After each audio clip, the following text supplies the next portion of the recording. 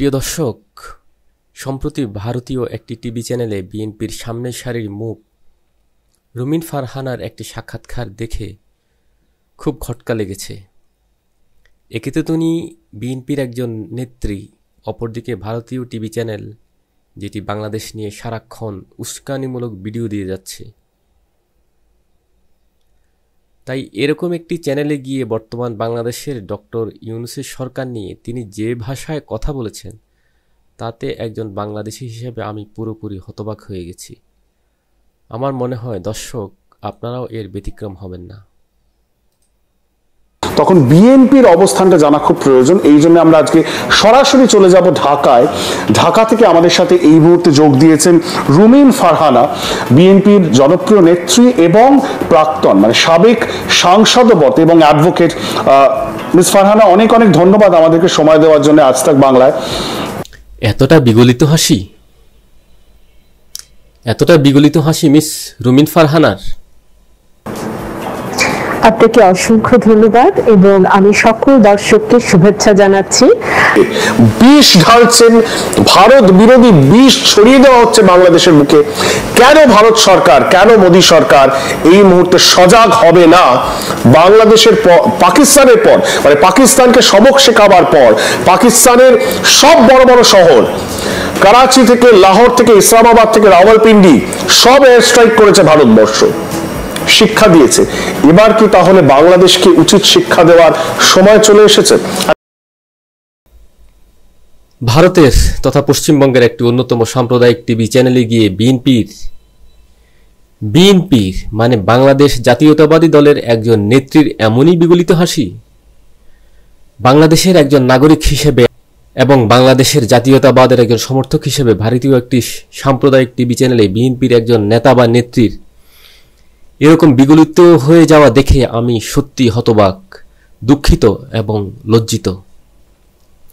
না, আমি দুঃখিত বা লজ্জিত হতাম না যদি এটা কোনো আওয়ামী নেতা বা নেত্রীর সাক্ষাৎকার হতো, বা এই সাম্প্রদায়িক চ্যানেল বাদে কোনো প্রগতিশীল চ্যানেলে, অর্থাৎ অপেক্ষাকৃত ছোট শয়তান আনন্দবাজারে গিয়েও যদি তিনি কথা বলতেন, তাও আমি এতটা দুঃখ পেতাম না।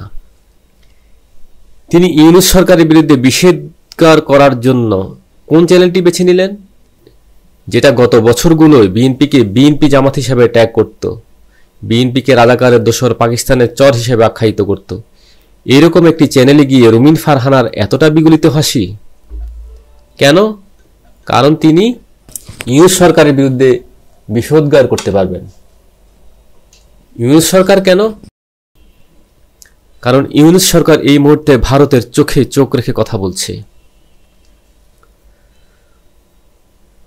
গত 16 বছর ধরে ফ্যাসিস্ট শাসনে ভারতের কোনো পত্রিকা, টিভি চ্যানেল কি বিএনপির কোনো নেতা নেত্রী সাক্ষাৎকার নিয়েছে?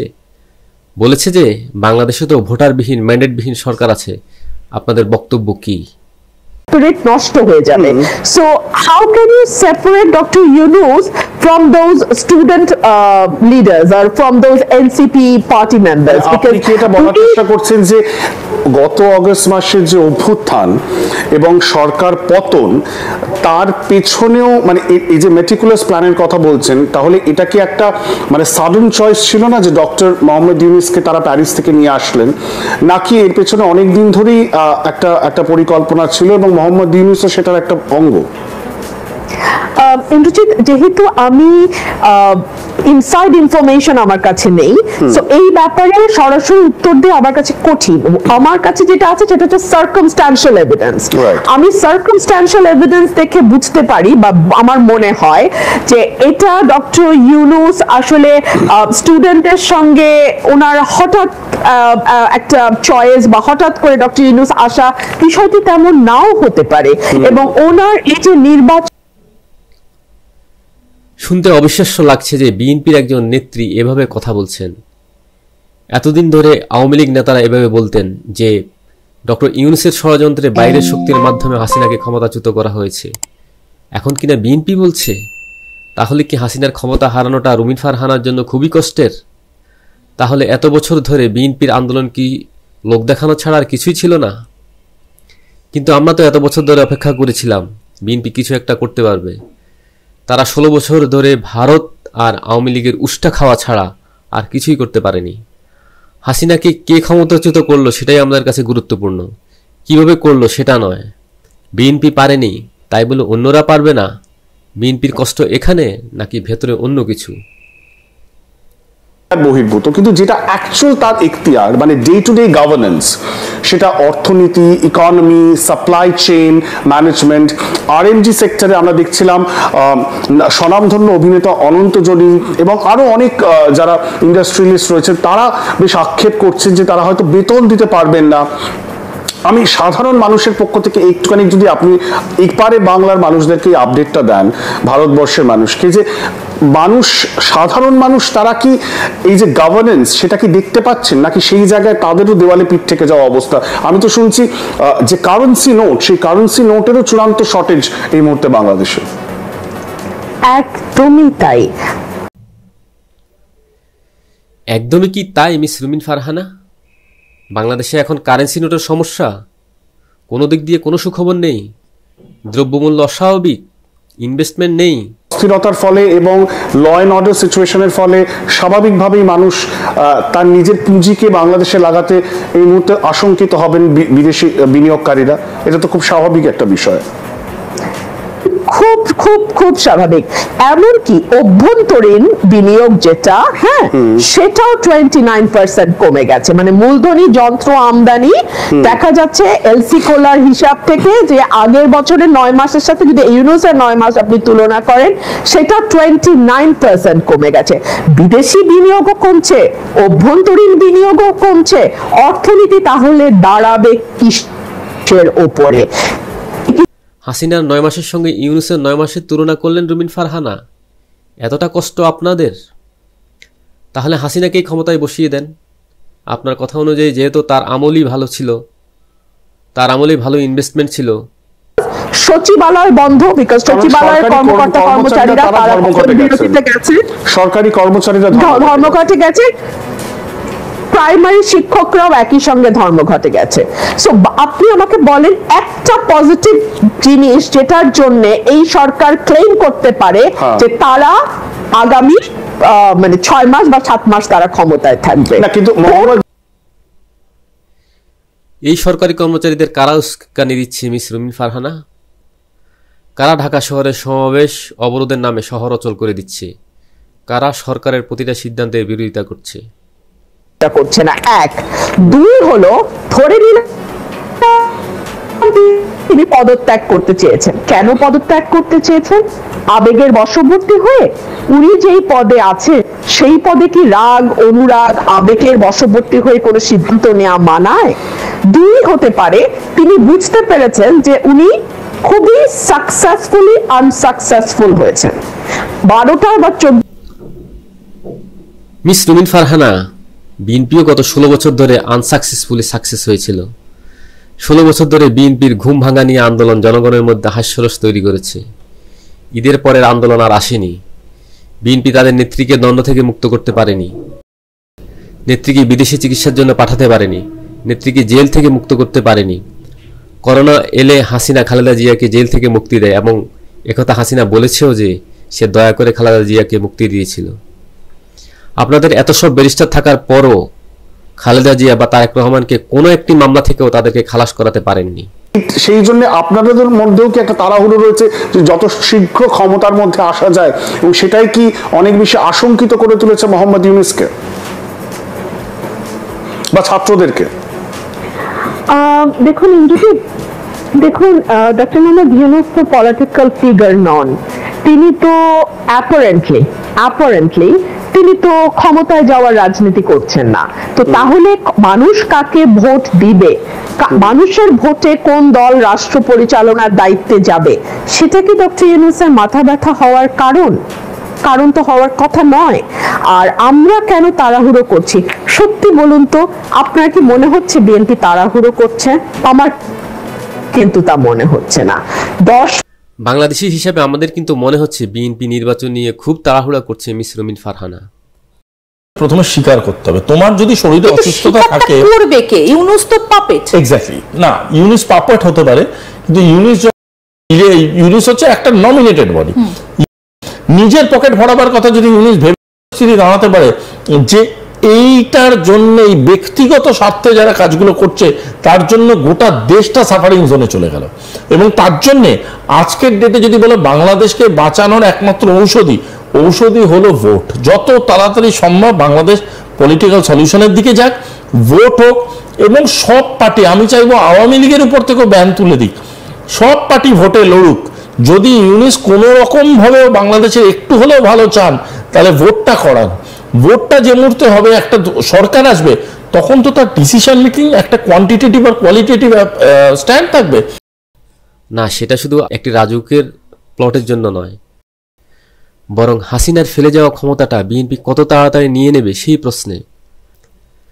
হাসিনার অলিগার্কদের ব্যবসা বাণিজ্য ইতিমধ্যে সালাউদ্দিন মির্জা আব্বাসদের কবজায় গেছে, কিন্তু তাতেও কি হয়? আমার তো পুরোটা চাই, তাই না?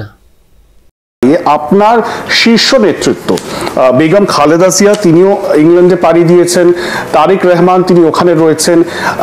Is there a timeline? তারা কি ফিরবেন দেশে? তারা কেন বিএনপির রাজনীতির যে হ্রাস সেটা তারা দেশে ফিরে কেন হাতে তুলে নিচ্ছেন না? কি আশঙ্কা? অ্যাক্টিং চেয়ারম্যানের উনি any time he will come back. আলহামদুলিল্লাহ ওনার মামলাগুলো রিজলভ হচ্ছে অনেকটা, so he will be back very soon. সুতরাং মিস রুমিন ফারহানা, তারেক রহমান এবং খালেদা জিয়া সহ বিএনপির বিরুদ্ধে থাকা সব মামলা থেকে যে ডক্টর ইউনূস সরকার রেহাই দিয়েছেন, এ কথাটা বললে আপনি ছোট হয়ে যেতেন না। এবং ইতিমধ্যে খালেদা জিয়া বিদেশ থেকে চিকিৎসা শেষে আগের তুলনায় অনেকটাই সুস্থ হয়ে ফিরেছেন।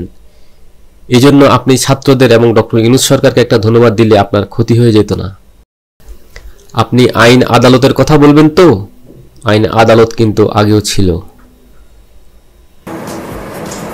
আমরা মবক্রেসির কথা হচ্ছিল, আপনি ইতিমধ্যে দেখেছেন এর আগে হাসনাতের নেতৃত্বে আমরা দেখলাম যে যমুনার সামনে একটা মব, সো অনেক মানুষ জড়ো হতে আমরা দেখলাম, এবং আমরা দেখলাম যে সরকার কিন্তু তাদের দাবিগুলো মেনে নিলেন বা মেনে নিতে বাধ্য হলেন।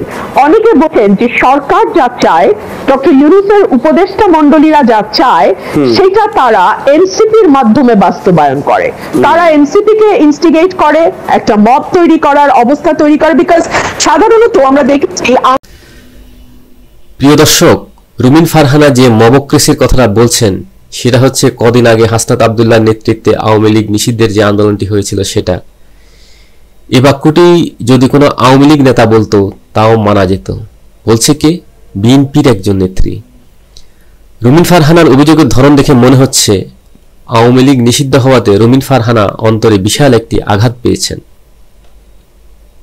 কি আপনি মনে করেন যে বিএনপি যদি ক্ষমতায় আসে তাহলে তারা ভারতবর্ষের সাথে নতুন করে একটা সুদৃঢ় সম্পর্ক তৈরি করতে পারবে, যে ধরনের সম্পর্ক ঐতিহাসিকভাবে এতদিন ধরে ছিল?